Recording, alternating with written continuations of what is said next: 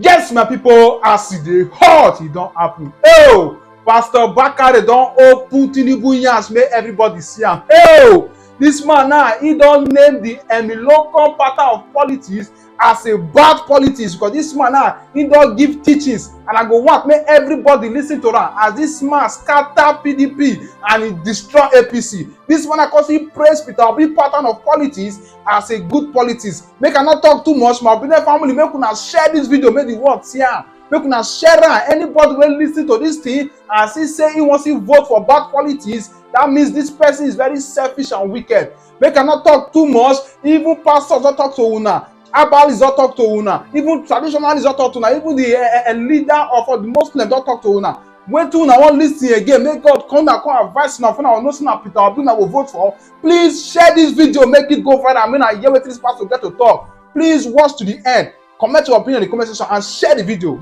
Two types of politics and their governance outcomes. Based on the good tree, good fruit, and bad tree, bad fruit principle, there are two broad types of politics, namely good politics, which translates to good governance, and bad politics, which translates to bad governance. We'll begin our analysis with the latter. Bad politics and bad governance. Bad politics is politics for politics' sake. Its dominant aim is to secure power, and it seeks to do so at all costs. Governance is secondary to this kind of politics and may be altogether absent from its list of priorities. Even when promises of good governance are present in the manifestos of the practitioners of bad politics, such promises are merely a smoke screen concealing their true motivations. When bad politics achieves its power-grabbing aim, its governance decisions and priorities are motivated by the desire to retain and consolidate power. This motivation is what drives policies, investments, and the management of institutions. Bad politics could take any of the following 10 forms. Are you ready? The 10 shapes and 10 forms of bad politics. Number one, politics of division. The politics of division or divisive politics is adopted by politicians who capitalize on the polarization in our polity to achieve their political ambitions. Rather than seeking to build a bridge, such politicians use ethnic, regional, religious, partisan, generational, and class divisions to build dams between the people in order to appease political support bases. The agents of divisive politics do not hesitate to throw equitable representation and inclusion out the window because politics to them is a game of numbers, while a sense of inclusion is secondary. They do not take a stand on issues of nationhood when they sense that taking a stand could infuriate their extremist support bases. Fellow Nigerians, you may be wondering what kind of governance outcomes the politics of division outputs. This kind of politics can extinguish the dying embers of patriotism and further intensify the feelings of marginalization.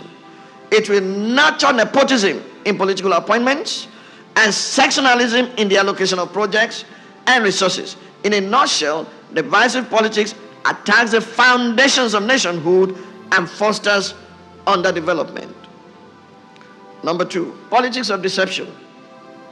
The politics of deception is defined by an attempted mixture of good tree and bad tree characteristics.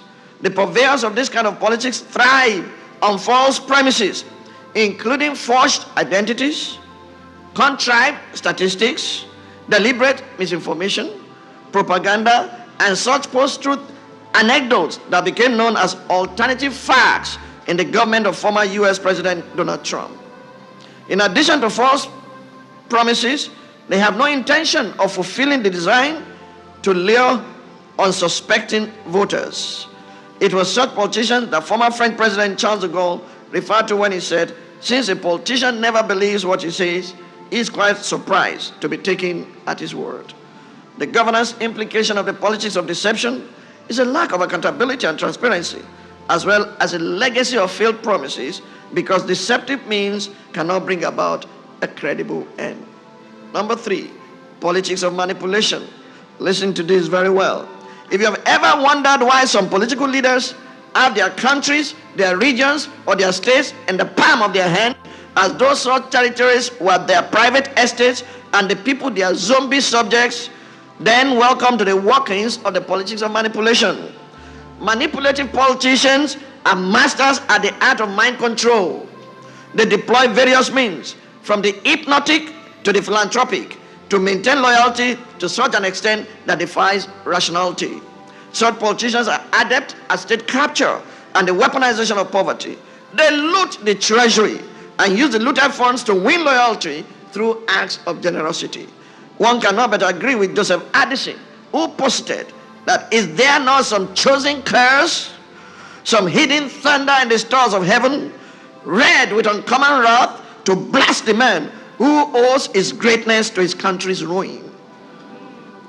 The governance outcomes of the politics of manipulation include a descent into dictatorship, human rights violations, grand corruption, lack of accountability, and the perpetuation of poverty.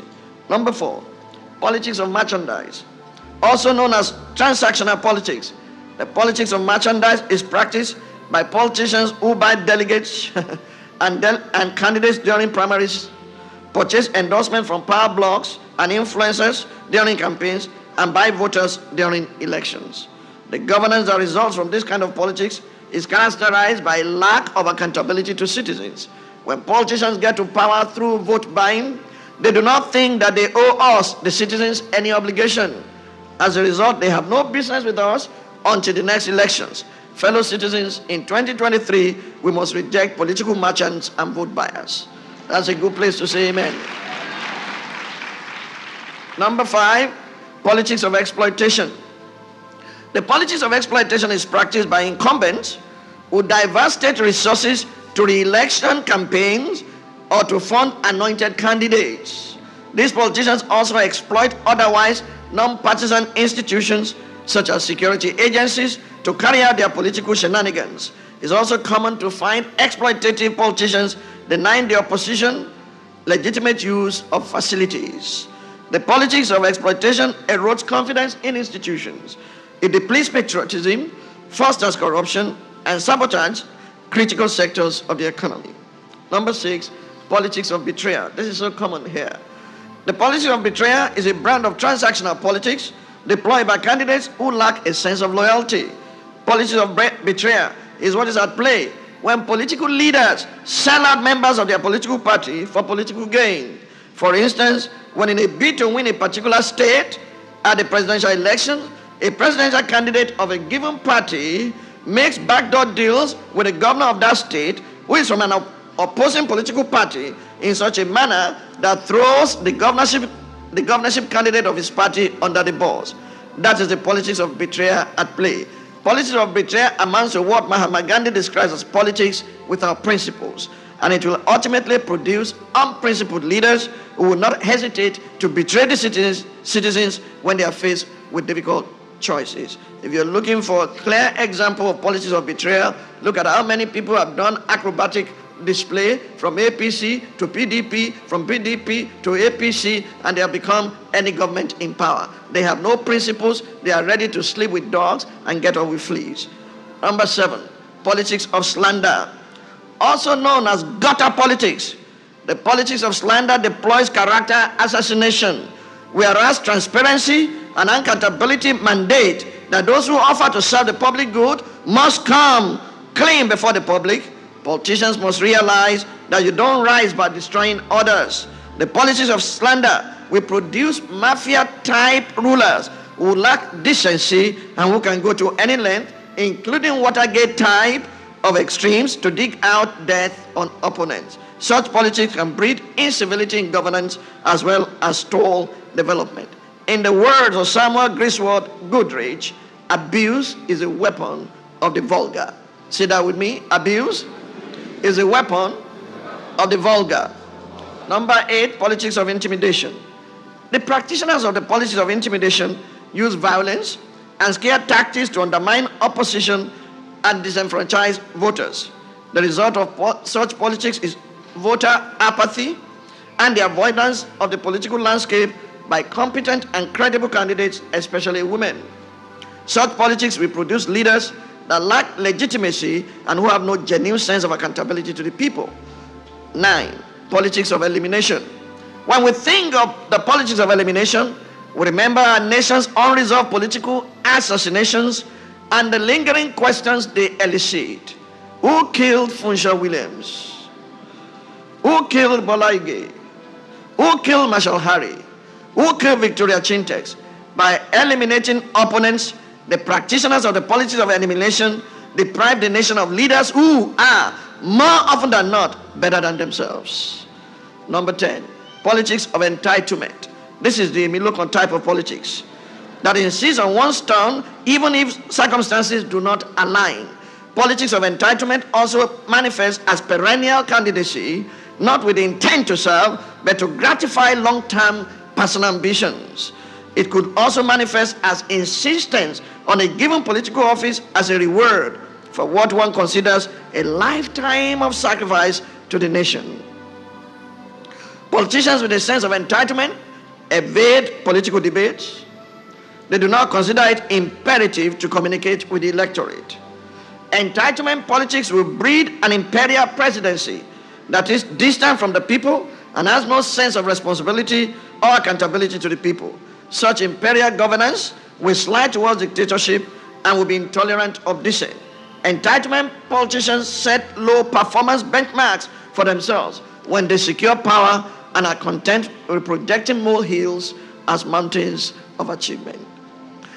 That's bad politics, bad fruits, and all that it is. But let's go to good politics and good governance. Say that with me: good politics, good governance. Fellow Nigerians, having completed our analysis of bad politics and bad governance, its outputs, let us now take a look at good politics and its output of good governance. Good politics is pragmatic politics in the interest of the people. It is characterized by a pragmatic approach to distributing value, and it seeks to improve the lives of the people in a manner that ensures that no one is left behind. Pragmatism in politics entails compromise and trustful give and take.